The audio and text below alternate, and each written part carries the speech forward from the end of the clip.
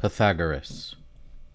I made an earlier video about Pythagoras, but I wanted to better connect him to the series, particularly the previous video on the skeptics, which I encourage you to watch if you haven't.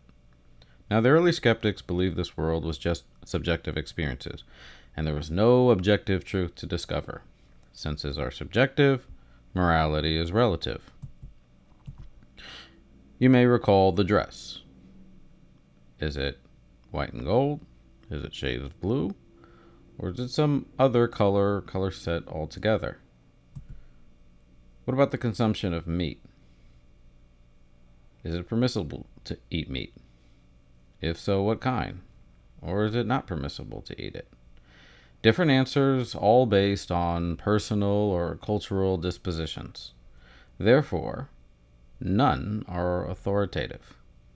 Therefore, the skeptics concluded that there is no such thing as objective truth. So, as a philosopher, Pythagoras explored the question, is there objective truth to discover? Can we find some sort of basis for truth? And Pythagoras responded that there is indeed a basis. There indeed is objective truth. And that objective truth is mathematics. See, these truths are independent of the subjective senses, and instead rely on reason, a faculty uniform and common to all humans, regardless of the different sense experiences they have. Where they live, what language they speak, what clothes they wear, is all irrelevant.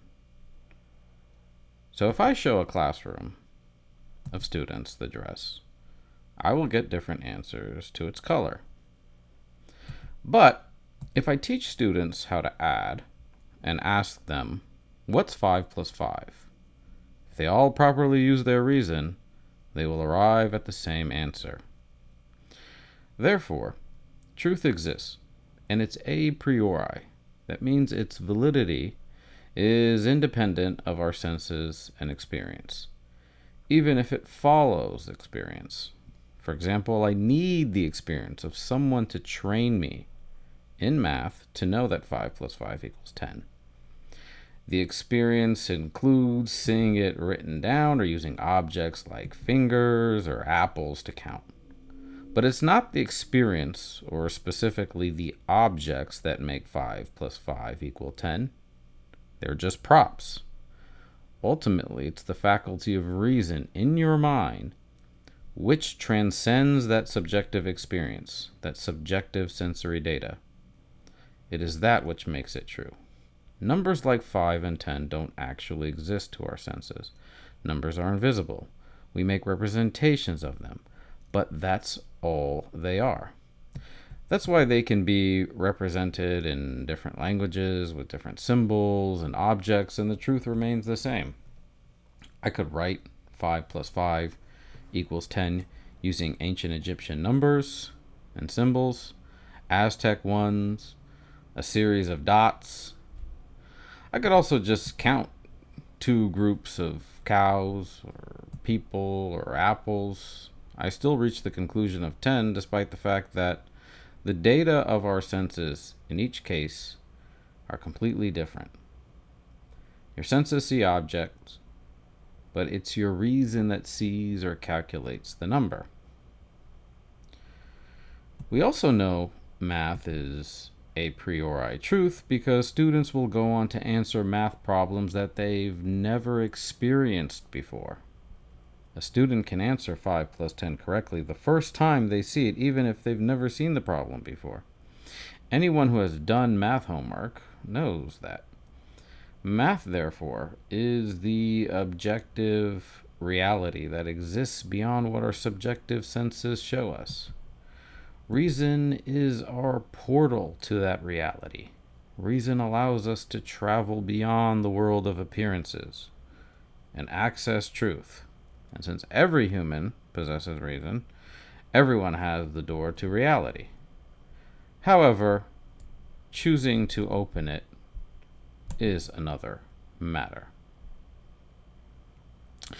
Now, how would Pythagoras feel about Bitcoin? I think he would be impressed by the fact that humans have created a digital world unimaginable in his time. But if he could see that humans have created digital forms of communication, entertainment, learning, shopping, and even a form of money in Bitcoin, which have shrunken the limits of time and space, I think he would be impressed. Furthermore, I think he would feel absolved. You see, although the senses were necessary to create Bitcoin, especially the hardware and the communication promoting it, ultimately it is a system that rests on the laws of mathematics. Math is what gives Bitcoin order. The same kind of order he believed that his world, his universe had. The universe is filled with subjective experience, but beyond it is a mathematical order that every human can understand. And the same goes for technology. Whether it is the telegraph, television, or Bitcoin, our senses experience them through subjective interactions with hardware, with wallets, different kinds of visuals, but their operation is ultimately based on mathematical principles. Now, in terms of Pythagoras and ethics, Pythagoras most likely supported the classic Greek virtues of wisdom, justice, courage, and moderation. Pythagoras especially emphasized a life of moderation, living in harmony with nature. That means living according to your means, not having more than what you need. Excess leads to all kinds of mental and physical ailments. And in that respect, he would probably be concerned with Bitcoin whales, Bitcoiners who own a massive amount of Bitcoin, while millions don't own any. Perhaps it would remind him of the gold and silver misers in ancient Greece. But he would likely appreciate that Bitcoin's inventor, Satoshi Nakamoto, never spent the Bitcoin he mined. 1 million Bitcoin, an incredible sum, unspent and unlikely ever to be spent.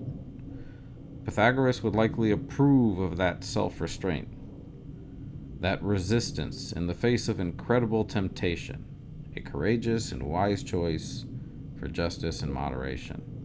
So in general, I think he'd be concerned about the concentration of Bitcoin in the hands of the few, but a fan of its underlying technology and its founder.